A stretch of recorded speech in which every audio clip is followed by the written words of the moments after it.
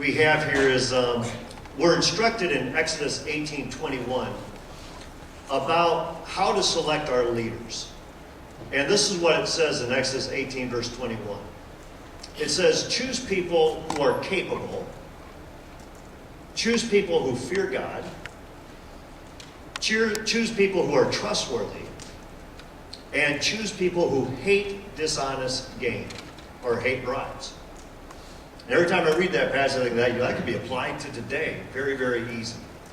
But Governor Pawlenty, if you could just talk on that passage just for a second of how you're capable, how you fear God, how you're trustworthy, and how you hate bribes and dishonest gain.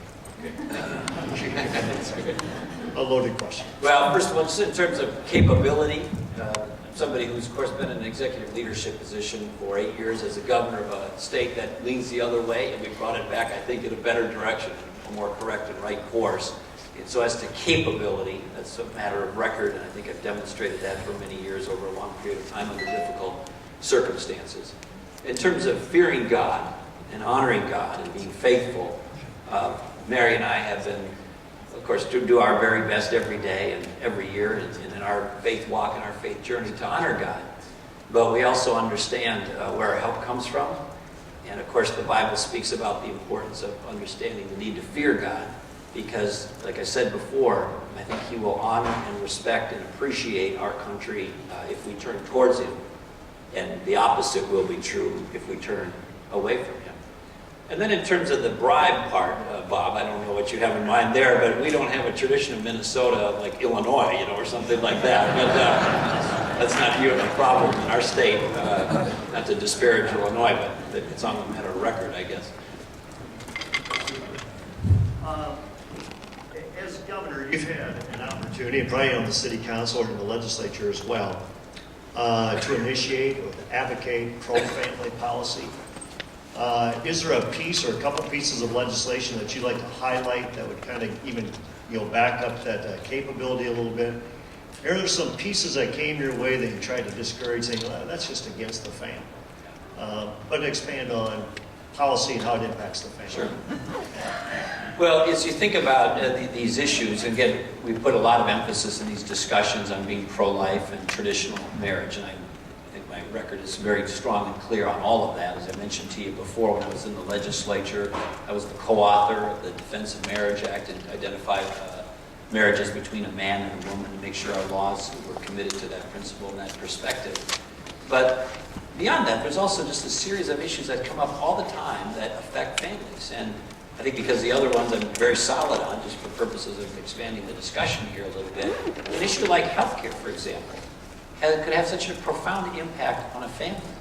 And many of you, I'm sure, have experienced personally a health challenge, or maybe a loved one's experienced a health challenge, and how you go through that and how you get treated, how the healthcare delivery system treats you, whether you can afford it, whether you have access to it, whether it's high quality, whether it's user-friendly, whether it's family-friendly, is a really important set of issues. It's profound, and all of us will probably experience something along those lines, certainly in our lifetime, if you haven't already.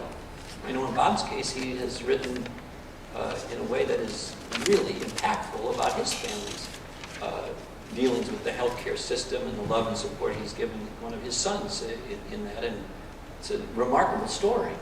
But that's an example of how things that aren't just relating to pro-life or aren't just relating to marriage affects the family's impact. So what do we do about that? Well, what we shouldn't do is drag it into Washington, D.C., create a top-down, impersonal bureaucracy that doesn't expand options but contracts options, and it's either one-size-fits-all or limited-size-fits-all, run by government employees, having all the sensitivity and efficiency of the post office or Amtrak in a bureaucracy.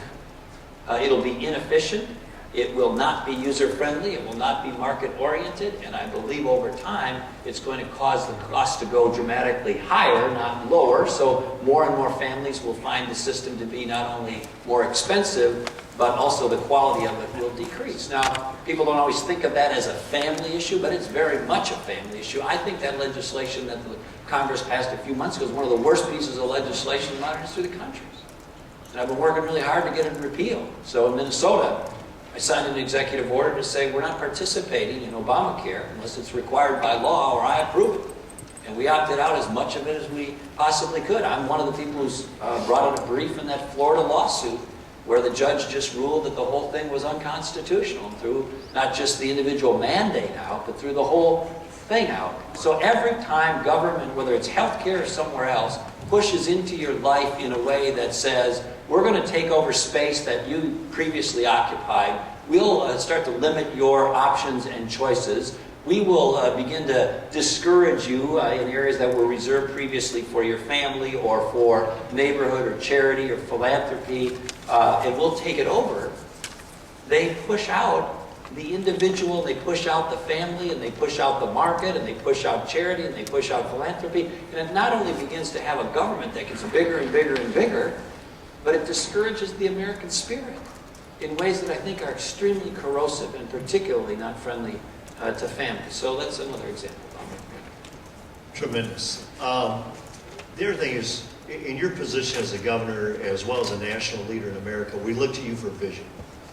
What do you see as probably potentially the greatest threat to the family? As well as what do you see as the greatest benefit to the family? What the family really has going for it? What are those things that we should promote? And what are those things we just need to be alerted to? Well, there are many, many things. Like we said, almost everything affects the family one way or the other. But I think one of the biggest challenges facing the country are the number of children that are in distressed situations. And that could mean economically, or it could mean in terms of their family being broken apart, or that could mean living in dangerous or difficult circumstances. And obviously, the best thing that we can do for those children is to encourage their families to be together, to be successful, to have two parents in the household. We know that the best thing for the development and success of a child is to be in an environment like that. And so our policies need to reflect and encourage that. Let me give you one example. There's a lot of talk today about tax reform. Everybody's talking about, and I am too, about lowering rates and trying to get more investment into the economy, and we're going to lower the individual income tax rate and the corporate rate and the capital gains tax rate and the dividend rate, and we want to make the tax code simpler and fairer and flatter. Those are excellent goals. I support strongly all of those. In fact, I would go one step further and say, I think a really good idea is to pass a law that forces every member of Congress to do his or her own tax returns without the benefit of a lawyer or tax preparer or accountant.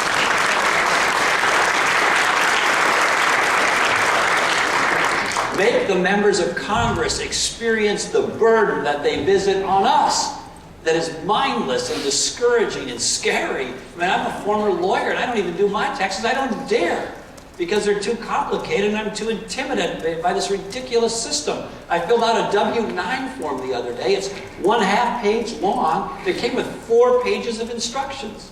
I read them twice. I couldn't understand it.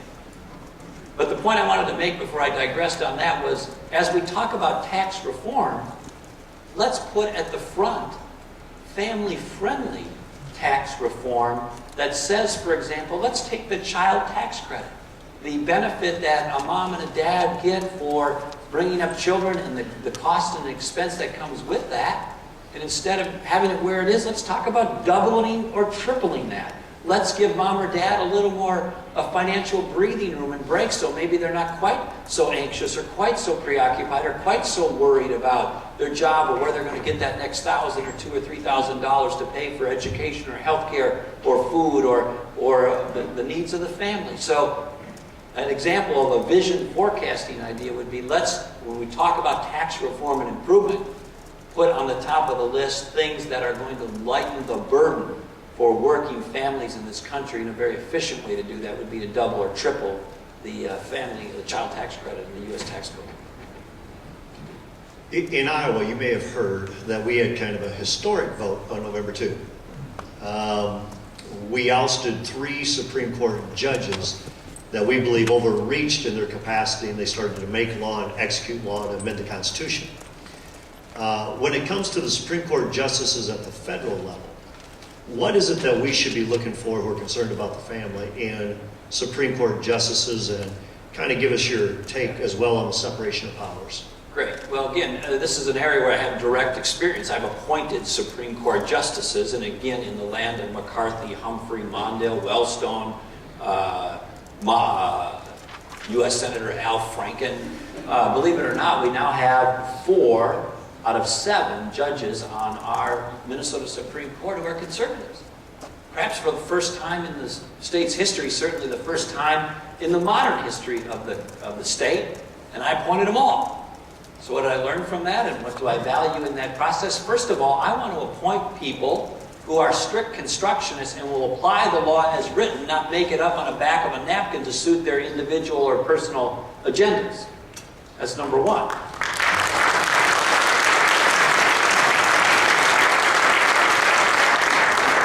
Number two, in that regard, I want to be assured that they share that perspective. So I look at not just what they tell me in a 20-minute interview in my office, but we do some homework about what does their life and their perspective and their experience assure us about whether they share that perspective. And so those are the kinds of people that we have put on the Minnesota Supreme Court. And then lastly, I got to credit Bob for this line, but I borrowed it a few times. But you know, when you look at the Constitution, it doesn't say, you know, we the judges, or we the bureaucrats, or we the smarty pantses, or we the people who are elites. It says we the people.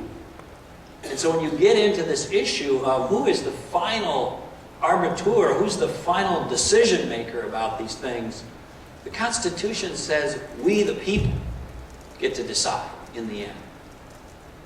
And that's something really important to keep in mind, because not all judges, but some judges, they get that black robe on and they've been there a while. You know, they start to drift. They start to say, well, I think I'll fill in the blank between what you might think the law says and what somebody else might think the law says, and since it's uncertain, I'll just fill it in based on what they personally think. And that's really dangerous. And in the end, that's why we have to have the check on all of the branches of government, including the judges, that says we the people. You mentioned pro-family tax policy about making it simpler and fairer and less complicated, and members of Congress filing their own tax. I'd like that one, by the way. Randy from Matumbo wants to know, do you favor or oppose the fair tax? Well, the fair tax and the flat tax and various other permutations of it, I think, are good ideas directionally. But we need to make sure we have a handle on where we're going to go next in terms of the what we can get done. So the fair tax, I think, and the flat tax are very interesting ideas. I kind of like the idea as a starting point of going back to what the approach that Ronald Reagan used in the 1980s. Take as many of the rates down as you possibly can, flatten out the tax code, and get rid of as many of the special deals in the tax code as you possibly can. We all talk about earmarking on the spending side, where people in Congress get to have a little favorite project or some favorite spending, and now we should be against earmarking and getting rid of earmarks. I agree with that. But we should also be talking about earmarks in the tax code, because every special interest gets a special deal. If you got the right lobbyist who knows the right member of Congress, you get your little thing in the tax code. And so we should be eliminating as many or all of those as possible. Now, there's a few we want to keep. One is charitable giving and home mortgage interest deduction. But beyond that, I think we should move as close as possible to a flat tax.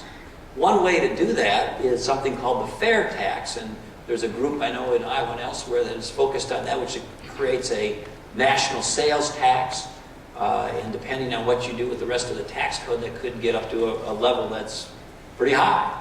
So I think directionally having a flatter, fair, simpler tax is good, but we have to be careful that we don't do something else, which is to create a VAT or business excise tax or a business net receipts tax in the sense that Europe has or some other people have.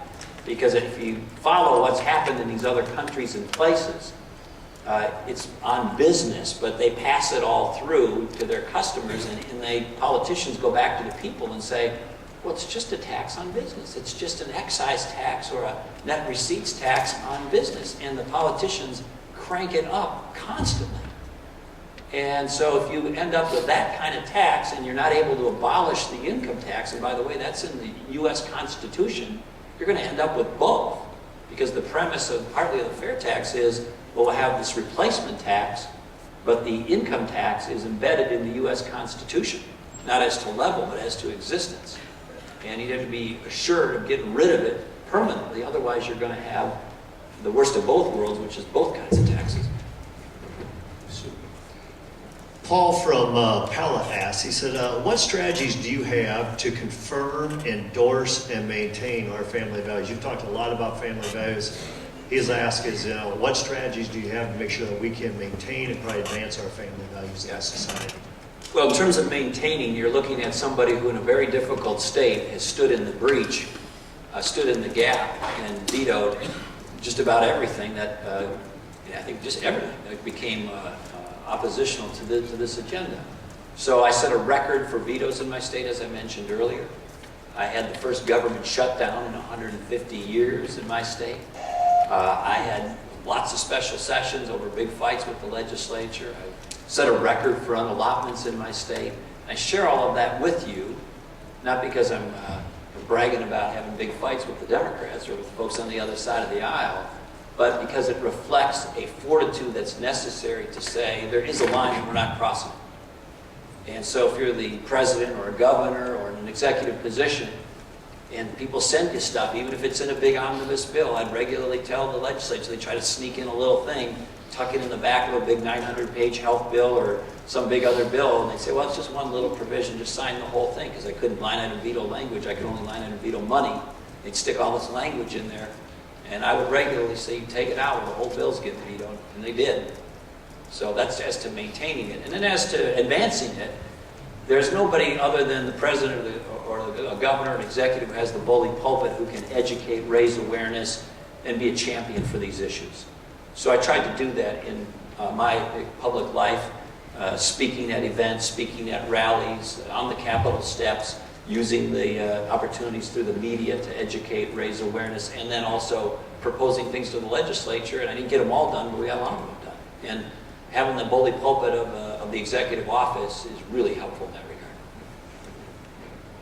Lyle, give me permission to rephrase your question, but for those of us who believe like we do, like you do, in the sanctity of human life, in traditional marriage, limited government, balanced budgets, things that are pro-family, can a person like that, I mean, seriously, can a person like that get elected?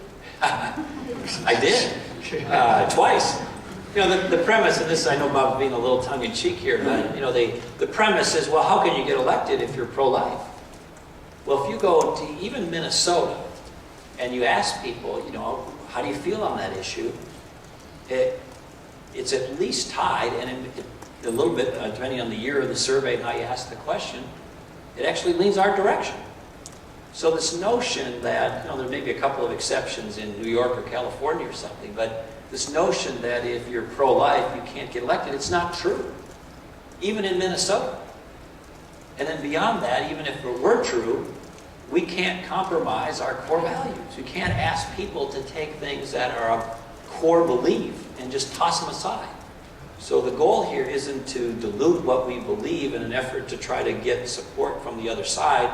The goal is to make sure that we stay true to what we believe, our core values and our core principles, and in love and hope and optimism and enthusiasm, go into the marketplace and convince others to join us. That's the opportunity and the challenge. And again, everybody's going to say that, but I've actually done it in a very challenging place.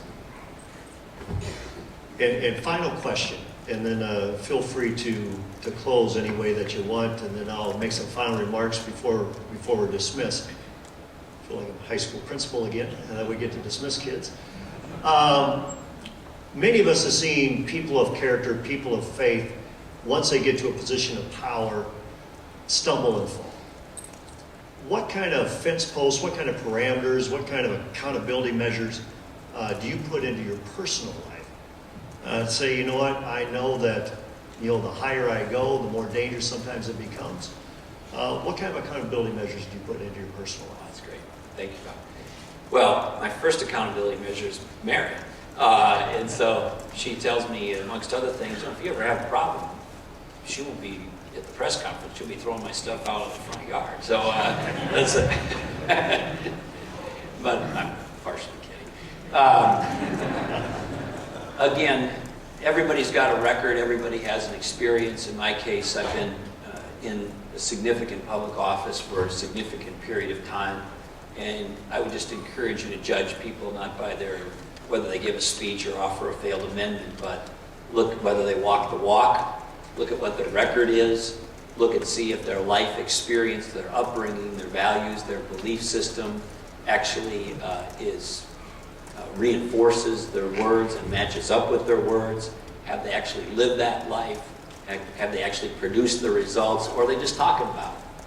Because there's a bunch of people who can flap their jaw, but that's not the real measure. The real measure is, does the life underneath that match up with the words, and do the results in the record match up with the words? And nobody is perfect. Anybody who's done this for some period of time is going to have some, at least policy disappointments. But in terms of my personal life and how I conduct myself and the accountability around that, I'm proud of that, and I don't think that will be an issue, although, as Bob says, as things change, there's new challenges. But in terms of the accountability, I try to be faithful. I try to have people around me who are faithful. We have a regular Bible study, for example, that I had when I was governor that brought people together just to reinforce values and perspectives and encouragement and, if need be, accountability. And then I also need to make sure that we remember where our help comes from and stay focused on the values and principles that are not just in our speech, but that you're trying your best every day to actually live them. And I got a lot of people around me, or try to have a lot of people around me who reinforce that. Let's give Governor Pawlenty a round of applause.